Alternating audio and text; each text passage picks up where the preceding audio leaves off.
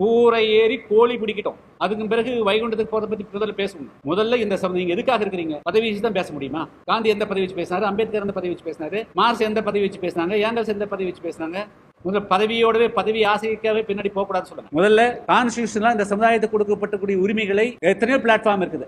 அந்த தளங்கள் இருந்து போராடுறது தான் முதல் கடமை. அந்த கடமையில இருந்து தவறுதனால் தான் இவர்களை போன்றவர்களை பயன்படுத்தி கொண்டுதான் இந்த சமுதாயங்களுக்கு மிகப்பெரிய பாதிப்பு உண்டாக்குறாங்க. 2018ஆம் ஆண்டு ஆல் பார்ட்டி மீட்டிங் நடந்த போது இவங்க 2 பேரும் தான் ஜால்ராடி செய்து குடிச்சுவர் பண்ணாங்க. அவங்க பண்ண துரோகத்தால் தானே இன்னைக்கு இது போச்சு.